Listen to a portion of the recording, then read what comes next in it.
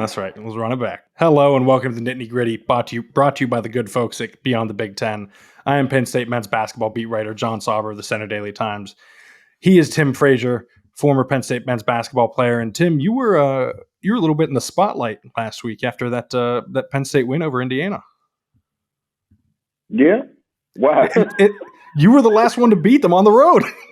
Oh yeah. It was that 2014 game. Like I started getting it on Twitter. People, they were tagging me and they were showing that crossover that I had against Indiana, and I didn't put two and two together that that's what it was for.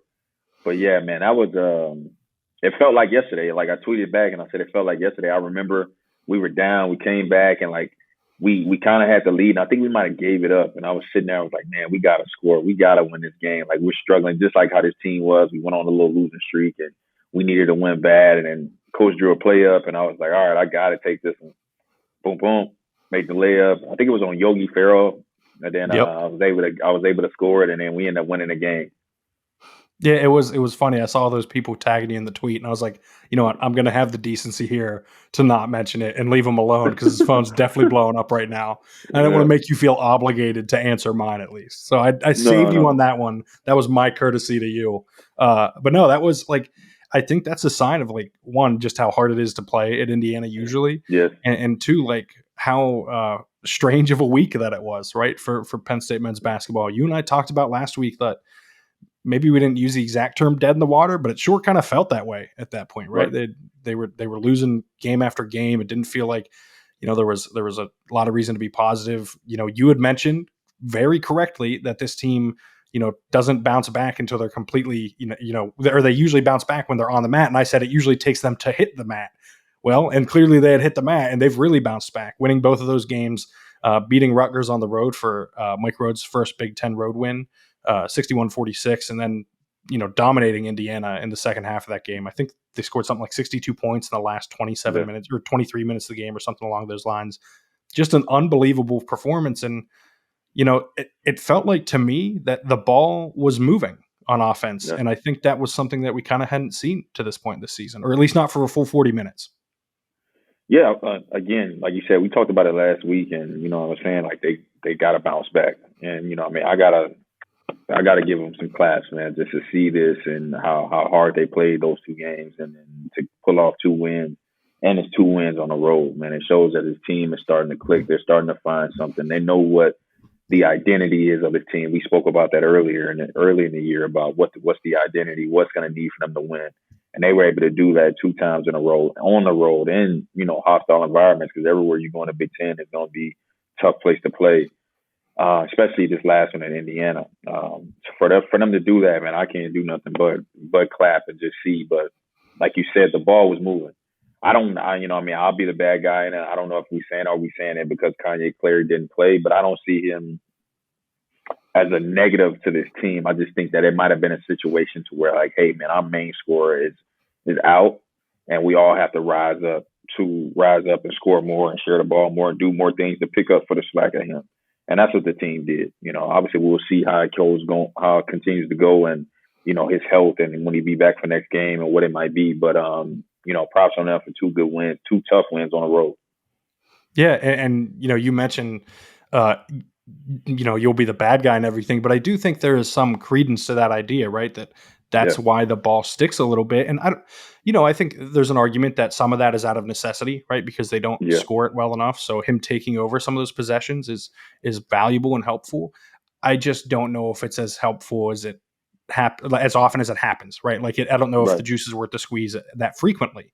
And so I think this would be a good time maybe for the staff and Kanye and Ace too, to like kind of look inward and be like, okay, how can we blend these two things? How can they blend the idea that, yes, they need some of that isolation scoring, that when they can't get to the rim, they can't create any rim pressure. You know what I mean? Those kickouts aren't available, that they put him in position to succeed, but also have him just kind of be a cog in the machine when the ball is moving, when they're able to get things going. Because the other thing with this is Ace Baldwin really stepped up in both of those games, right? Like the numbers were good, but I think just watching him too, you could see that he was more, I don't want to say more intense because he's an intense guy and he's been intense all season, but Mike Rhodes said it today. We talked to him at a press conference that, you know, he's been really good lately, and that he's been more of a leader, and he's kind of taken ownership of the team a little bit more.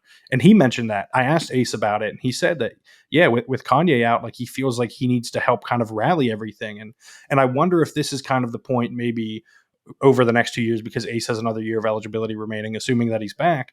I wonder if this is the stretch that maybe next year that we point to, like, yes, this is when Ace became, like, this is when it became Ace's team.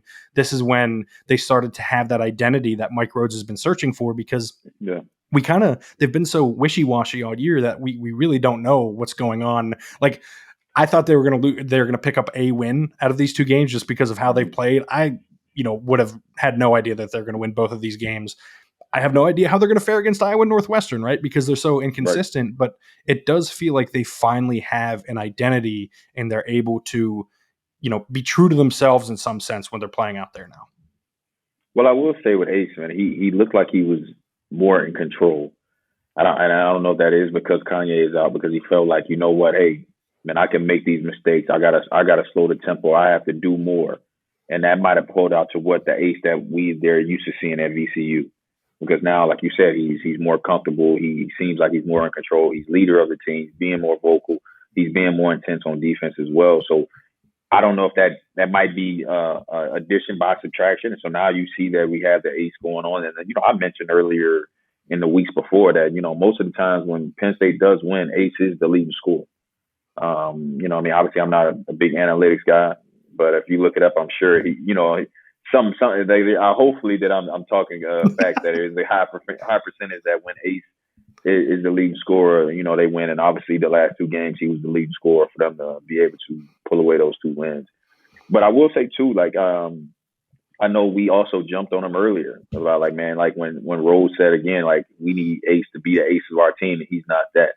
So you have to be able to take the bad and the good. And I give him a little leeway. Hey man, this is a different conference. This isn't, in VCU, this is the Big Ten. It's a lot of different. It's more pressure now, and being in a higher conference, it's a Power 5 conference, and going against, high quality players as well. I'm not saying that he wasn't doing that, but now obviously this is obviously a step in the stage up, and sometimes it takes a while for people to adjust. Like you look at it when freshmen coming into college, and when guys become rookies in the pros, like it takes a while to be able to adjust. And maybe, like you said, maybe he's adjusted now. He's broken through the rookie wall, and now it's time for him. He knows exactly what he's going to get. He sees how intense the game is. He knows what he's got to do. He's found the routine for him to be the best he can be when it's time for game time. And hopefully we're able to see this in the next two games with Iowa and Northwestern. Yeah, and I think you mentioned like the value in him scoring. I think it's that combined with the value he brings as a playmaker, right? Like the ability to create shots for other guys, because that is, for as good of a scorer as Kanye is, like that's a deficiency, right? Like he's attacking with the intent to score, and that's helpful at times, and at other times, like it can lead to defenses collapsing in and maybe a less efficient shot than you want, right? And I think you mentioned you're not an analytics guy, as everyone knows I very much am, and you can see like even like you look at like the offensive rating and everything, like Ace has been very good these last two games in that regard, and creates a baseline, I think, right? Like, and I think. You always want to marry the analytics with the eye test, because scouting is important and watching these games is very important. And they back each other up in this case, right? Where it's like, it doesn't feel like, oh, one of these things is lying to us. You look at it and you say, okay, it feels like that offense is moving better when Ace has the ball in his hands, when he's scoring more. And then you watch them play and it's like, you can see the ball is moving around. He's not holding it. He's taking shots more in rhythm too. It feels less, it feels less your turn, my turn kind of thing, right? Which is how the offense has felt at times this year. And I think, I don't know, the best version of Ace, I think, is the best version of this team, right? Like I think I would be trying to maximize Ace Baldwin this year and next year and what he can do, and have him be the head of the snake, both defensively and offensively, to get the most out of these guys. Because, Zach Hicks gets a little more confidence as a shooter as Ace is kicking it to him more. Same with Jameel Brown, same with DeMarco Dunn. Like, everyone just seems to be meshing right now. And I'm curious to see if Kanye comes back Thursday against Iowa, which he might. Mike Rhodes called him day-to-day again today when we spoke to him. We'll see. He obviously took a difficult shot to the face, 2 games ago. That was like, it's not often you see someone, the guy he ran into against Minnesota didn't move, right? Like there was no movement from the guy he ran into. He just didn't see him, and he ran directly into his elbow. And so like, I think you can probably put, I'm not going to say it because I'm not going to speculate, but I think you can probably put 2 and 2 together on what happened there and what he's dealing with right now, hitting his face off of someone like that. And he immediately went out and did not come back in.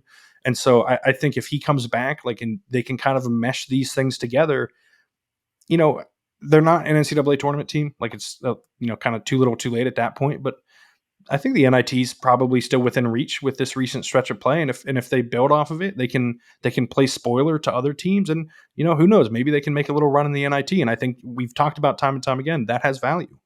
Right, I agree. I agree 100%. You look at the schedules, Iowa, Northwestern, you got Michigan State, where at home, so that obviously is going to be something that you're looking forward to, another big test, especially how they played the first time, and obviously. There's chance when you look down the rest of the schedule, man. And, all right, Illinois might be a tough one, but all these other even teams. That, like, that's the return to Rec Hall game. Like, there's going to be an atmosphere there, and like we watched them beat Wisconsin, and so that's why I'm hesitant to say, like, in any of these 10, games that they can't win. Yeah, and I'm hesitant to say. You look at the efficiency ratings and everything. Wisconsin's at 12, Illinois is at 10. Those are two pretty similar teams standing wise. Like. I don't know. Like, I'm not saying they're going to win that, but right now it feels, I think you're right. Like, that this, looking ahead, there are winnable games here. This is not like the gauntlet that we saw earlier in the schedule. Right. I like it again, like you said, I don't see anything that I don't see them winning. I see, that you got some tough ones in there, but at the end of the day, those tough ones are in between games where, they can get knocked down and bounce back up, like what we spoke about last week. Again, I'm curious to see if he comes back, Kanye. I think it's tough. I know, you don't want to say it, but that's more likely some type of concussion that's going on right there. And we feel for the kid. Obviously, there's some big things that you don't want to play with. I've seen that where, guys who come back before. Like, I felt like I was concussed and I didn't came back before, and I definitely wasn't myself. Yeah, I mean, nothing more important than your brain. Yeah, right. I won't say what team and when it happened, but it definitely wasn't good. But obviously, we wish the best for the kid and for him to come back, and if they can get that rolling where they have Ace playing the way he's playing now, and Kanye playing the way he was playing as far as the scoring goes, or being that go-to scorer at the end of the game. Again, why not talk some type of postseason that can happen, or like you said, it'll just be spoiler, because at the end of the day, I don't think we all thought we were going to hit the home run. New coach, new thing, new coach, new team, new players, that they were going to come in, make the NCAA, go to Sweet 16. But I do think they're having some positive wins and some positiveness at the end of this season is going to go a long way when it comes to recruiting, when it comes to portal, and then when it comes to those guys staying and saying that's giving us another run with the portal. Yeah, and I think you kind of nailed it with that last piece, especially, right? Like, and we'll talk about this as the season winds down and it becomes clear like what the roster is going to look like next year. But this isn't just about this team, right? It's about the guys that you're going to sell this team to, and you're going to say, like, hey, don't you want to be a part of this? Don't you want to play like this unique style of basketball? Like, Mike Rhodes actually talked about that a lot today, that this is a selling point for them, how they play, what it looks like, and the stretch run matters here for that. If you go, if you lose like 7 of these games, it's a little harder to get those guys here. If you win 5 of them, like, and you only lose 4 of them, then it's like, okay, 5-4 to finish the season. You're 500 in conference play. Like, there's something here. There's a foundation that can be built upon, and you're getting, the best player on the team back in Ace next year. You're getting a ton of these guys back next year. Maybe a couple guys leave that we don't expect or what have you, because it is the portal era. That will happen. I can assure you of that. I don't know who, but I can tell you that guys will leave that we don't expect right now. But if you replace those guys with maybe some more shooting that they need on the outside, then who knows? Like, this could be a bubble team next year, and it's largely with the same roster and just another year under Mike Rhodes and another year in that system. And there's a lot of value in that. You mentioned the transition, like the rookie wall, so to speak, for Ace, like a rookie, Big Ten rookie at least, right? Like, his first year in the Big Ten. I think all of these guys on some level are dealing with that. Even the guys that like played at UNC before, like Puff Johnson, DeMarco Dunn, played at a high level. But we talked to DeMarco today. One of the things I asked him about was, how is this transition going to playing on the ball more? Because they didn't use them like that at North Carolina. Frankly, they didn't use them much at all at North Carolina. But I think it's tougher to go from not playing to playing on the ball than it is to not playing to off the ball, just because you have more responsibility after having very little. And he said that he's he's kind of hitting his stride in that regard, right? Like he's been emboldened by the staff to be who he is as an on-ball playmaker. And you add another guy like that to the mix, and you get a little bit more dangerous. And I mean, you've been a part of teams that had multiple high-level guards. Like having multiple guys who can take over a game and can play off the ball too, that's really valuable. Yeah, it's huge. I will say this. You said, hey, man, let's say they're able to stretch this out and 500 in the Big Ten conference. Usually the 500 in the Big Ten, and you're in some type of postseason. I was going to say that non-conference is tough. Yeah, and that's what I'm going to say. I'm like, how much are they really going to be kicking themselves with that? That 5-game stretch and that 5 games in a row of loss of L's. Obviously you take the Texas A&M, okay, but that Butler, and then that VCU as well, and then just those. And how much are you going to be kicking yourself if you in and stretching that out to you able to go 500 in the Big Ten, and then you have those losses? I know I would be pretty upset, but what I mean, that would suck. I think if you lose, or if you flip 2 of those games, suddenly you're 18-13 and 10-10 in the Big Ten. I understand the Big Ten is down this year. Like it's not at the same, but I think college basketball in general, and you kind of see this with the NBA draft, like how people talk about next year's draft, how it's not at the same level. Like college basketball this year doesn't maybe have the high end talent that we're used to seeing year in and year out, but I think there's a little bit more depth. And I think, 18-13 and 10-10 in the conference, like you might be on the bubble with that. Right. And right. I think you're right. I think they're going to be kicking themselves because they let one turn into 2. Because that Mike Rhodes said it at the time. That Butler loss happened because of the way they lost to Texas A&M, right? Yep. And everyone saw the VCU game. That loss happened because they lost to Butler, and then Bucknell. How else do you explain it other than these guys have no confidence at that point after losing 3 straight games, right? And Maryland was a bit of a turnaround, and they started to get things back squared away. But you flip, those last 3 games, VCU, which they should have won, Bucknell, which there is no excuse there, and Maryland, which they took them to overtime. Or suddenly, if everything's completely different. Even if you take the Maryland and you think the Georgia Tech and that neutral site in New York with a bad call, right? That's a win there, and then you sit there, it's like, oh man, like okay, the next loss is Michigan State. Okay, at Michigan State you can understand, but from there, like there's no bad losses that you're looking at. Purdue, they got smoked. Purdue's tough. I'm saying at the time they're the number 1 team in the country, but I'm looking at them down the list. Like you split with Ohio State, so the Minnesota loss maybe, which is that's a bad loss because they were winning. Because the blown lead. Yep. Yeah. But other than that, like they were in.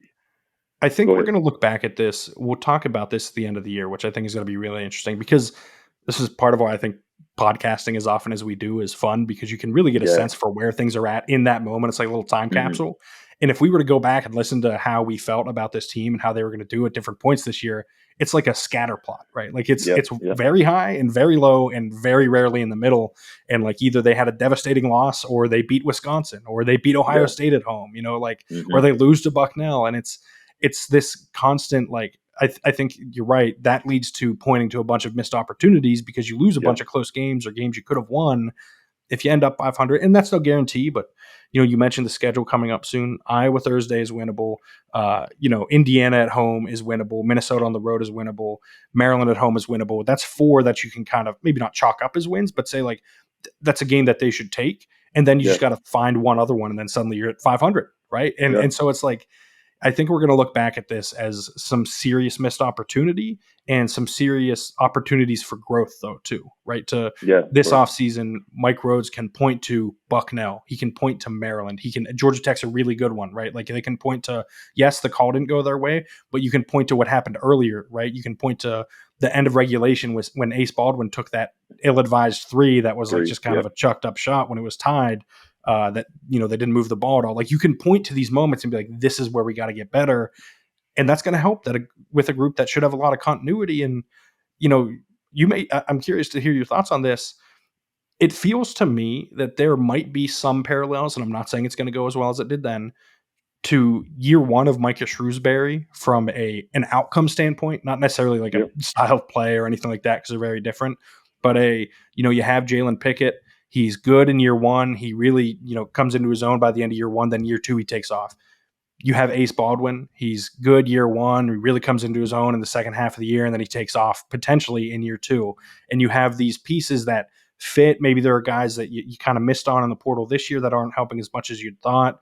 And then you supplement it with, again, to use the guys from that team, a Cam Winter type or an Andrew Funk type, right? Like these guys that, okay, you have the core. Now, what are the little pieces you have to put in place to get it to the next level? And it feels like there are some parallels to how these things have run. It's on Mike Rhodes to now finish that deal and do not necessarily exactly what Micah Shrewsbury did, but to elevate things to that point where it's like, okay, year one was the building block. Year two is now where there's a leap taken, because at the end of the day, you really don't want to not necessarily waste Ace Baldwin's last 2 years, but you want to make something happen when you have that guy on campus. I agree. There's, like you said, there is parallel to Shrewsbury's first year, and I think a lot of it is too is like we're talking about it. That first year, it's house money, and this year I call it house money, and I think they're so far. If we look at the schedule right now, they're exceeding a lot of people's thoughts on them from the beginning of the year. I think everybody thought that Coach would do well, and when Ace would do well, and nobody knew about Kanye because he wasn't like that. He didn't play like that last year. He didn't have this scoring ability that he did. Now he has a little free range.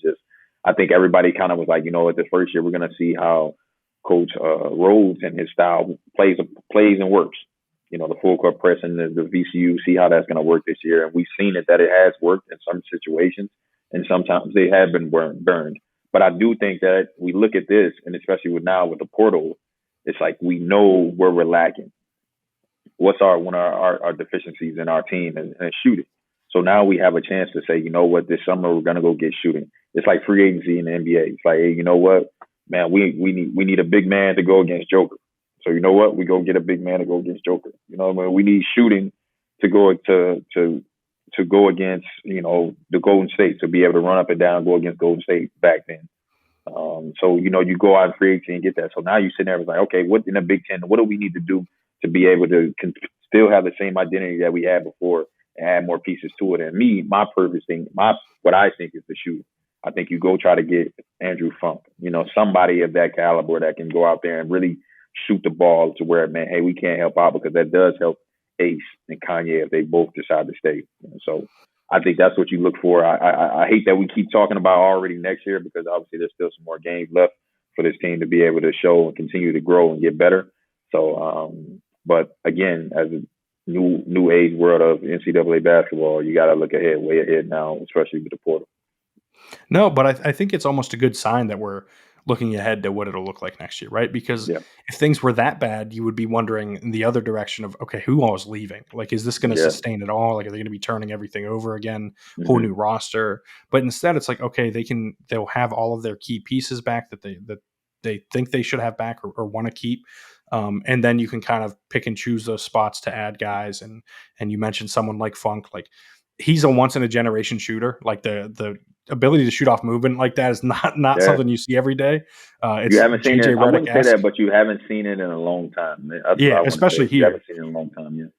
Yeah. And like, cause it's a level of buy-in that it takes, and activity off the ball. And like, guys don't necessarily want to move off the ball, right? Like you know what I mean? It's more fun when you have the ball in your hands, and it's harder to be as active as he is, because he was flying off every screen. You know what I mean? Like he was putting the miles in during games. And so, but I do think like that kind of guy who plays like that, even if it's not that level of shooter, because he was that unbelievable at times.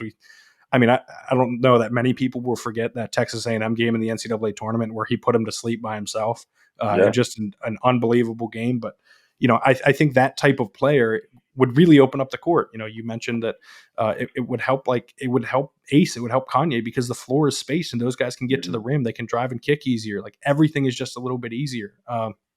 It does bum me out that you mentioned getting a big to face Nikola Jokic, and you didn't mention Embiid, and made me think about the Sixers. Now I'm sad, and you're doing this to me. I didn't do anything to you. Just the worst right now. That is terrible news. But for me, it's like I'm not even thinking get a big. Like you can't go get Embiid. You know what I mean? You can go get You can go get. I'm just saying this is the life of a Sixers fan. I'm telling, hey man, dude got bad knees, man. It's tough. And it's bad luck and bad knees, and a lot of this is very unfortunate for him, because when he plays, man, he is unstoppable. So yeah, and like, listen, I've been a Sixers fan for a long time. Like, I grew up on Allen Iverson and everything. Like, Yeah, it's rare that you get to see two generational type talents because AI was that. You know what I mean? yeah, It's not back to back. There was like a 7 year gap, 8 year gap, whatever it was. But like to have it, you hate to see guys' career shortened because of injuries, and it just yeah, bums me out because you never know. You know what I mean? yeah, I mean, you see it all the time. Like how often does a meniscus turn into a second meniscus injury, right? A third yeah. meniscus injury, and then are we talking about this for the rest of his career now? It's just a major bummer. And now I went and made myself sad and through this podcast. So nice job by me to do that.